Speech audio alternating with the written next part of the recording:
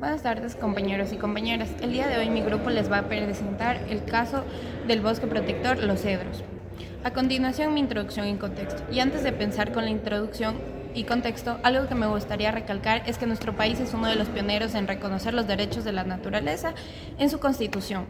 La introducción. El bosque protector de Los Cedros se encuentra en la provincia de Imbabura, Ecuador. Su alta biodiversidad e importancia en la protección de especies endémicas y en peligro de extinción hacen de este ecosistema un ecosistema de importancia crítica, conocido con el nombre de bosque de niebla y con características muy diferentes a bioregiones, como los Andes tropicales y el Choco, siendo un corredor biológico vital de importancia y zona de protección al parque. Si bien las actividades humanas, como la explotación minera, han expuesto a este bosque a grandes amenazas, ha hervido en un caso emblemático de protección ambiental y derechos de la naturaleza de la Corte Constitucional del Ecuador. En 2017, el Ministerio de Minería otorgó autorizaciones mineras a una empresa estatal con participaciones endémicas privadas para explorar el área de Los Cedros, incluida la extinción de especies y la destrucción de ecosistemas. En 2021, la Corte Constitucional emitió una sentencia realmente histórica. Reafirmó que los derechos de la naturaleza estableció jurisprudencia sobre el principio de producción. Este fallo no solo protegió a los cedros, sino que también reforzó el marco legal para la defensa de biodiversidad en Ecuador. La explicación de la naturaleza como sujeto de derecho, según la Constitución del Ecuador.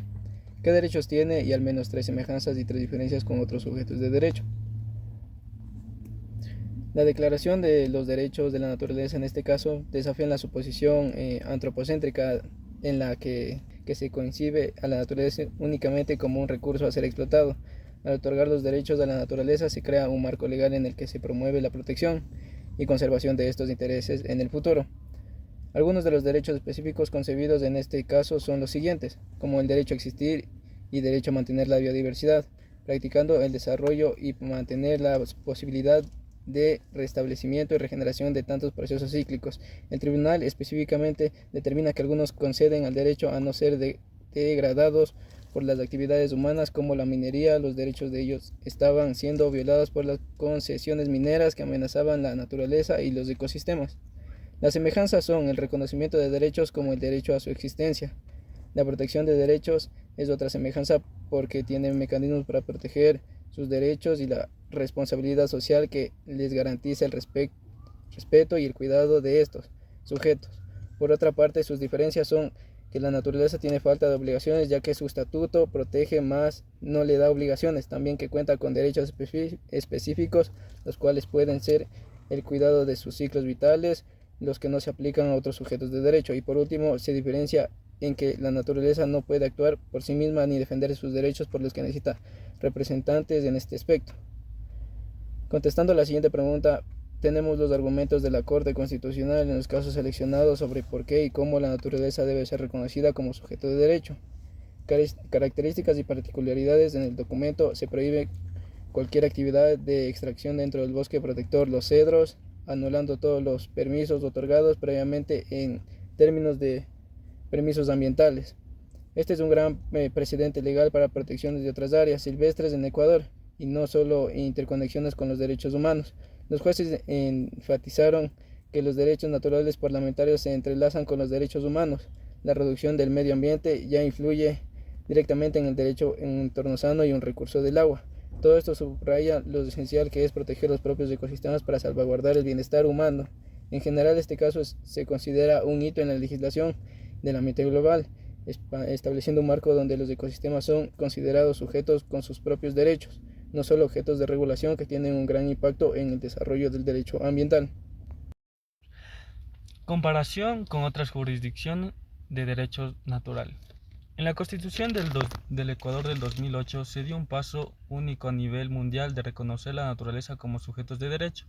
Esto significa que los ecosistemas tienen derechos propios, como derecho a existir, regenerarse y ser protegidos. Un caso muy representativo de esta visión de la sentencia sobre la protección de los bosques Los Cedros. En este caso se aplicaron estos conceptos para garantizar la conservación de estos ecosistemas frente a actividades que podían poner en riesgo su integridad. Si comparamos este enfoque con el de otros países, podemos observar que Ecuador es el único en aplicar estas disposiciones de forma tan contundente. Sin embargo, también encontramos un caso interesante en Bolivia, cuya constitución del 2009 reconoce a la Pachamama o Madre Tierra como un ente sagrado y digno de protección. La diferencia principal radica en que, mientras en Bolivia los derechos de la naturaleza están muy vinculados a su valor cultural y espiritual, en Ecuador tiene una aplicación jurídica mucho más concreta. Esto significa que en nuestro país estos derechos regeneran efectos vinculantes directos a la toma de decisiones ambientales, establecidos así un estándar mucho más sólido para la protección de la naturaleza. Bueno, las consecuencias jurídicas y prácticas de la sentencia. La sentencia relacionada con los bosques los cedros es un hito porque no solo protege este ecosistema, sino que además crea jurisprudencia vinculante. Esto requiere decir que el fallo no solo aplica en este caso en particular, sino sirve para referencias obligatorias para otros casos similares. Un aspecto importante de esta sentencia es que refuerza el principio de preocupación. Este principio establece que si hay una amenaza para el ecosistema, no debe tener en cuenta científicamente, incluyendo el impacto de una actividad. Esta debe detenerse. Bueno, a nivel práctico, este tiene implicaciones muy significativas por instituciones públicas y a las empresas privadas a revisar sus actividades bajo un enfoque que respete los derechos de la naturaleza. Esto fomenta una transición hacia un modelo de desarrollo sostenible, en el que actividades humanas se alinean con la conservación ambiental. Por otro lado, amplía la participación ciudadana, ya que permite a las comunidades exigir que se respeten estos derechos.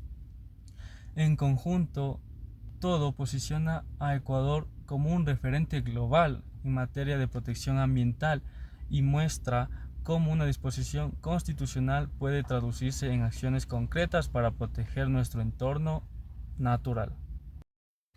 Impacto y relevancia. La sentencia de la Corte Constitucional del Ecuador, que reconoce a la naturaleza como sujetos de derecho, presenta un hito jurídico y cultural sin precedentes en el ámbito de la justicia ambiental.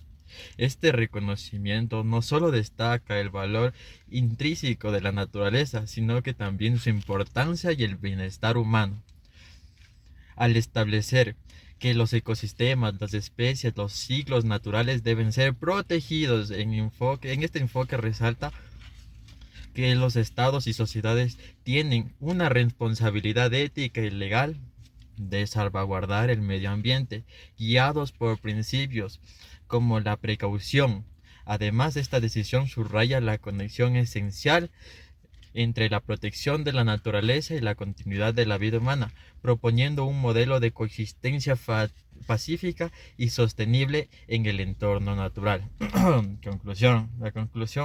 conclusión de la decisión declara que la naturaleza es un sujeto de derechos en el Ecuador. Representa un avance transformador a nivel jurídico-ético, no solo en el país, sino como referente global en el marco legal. Refleja un compromiso con la sostenibilidad y conservación de los ecosistemas como pilares fundamentales para la existencia humana, al reconocer obligación con el Estado, la sociedad de preservar ciclos y procesos naturales que se sientan bases para la convivencia armónica y equilibrada entre los seres humanos y su entorno. Este enfoque no solo marca un precedente hacia el desarrollo más respetuoso con el planeta, sino que también nos invita a replantearnos nuestra relación con el medio ambiente, fomentando un modelo de desarrollo que priorice la vida en todas sus formas.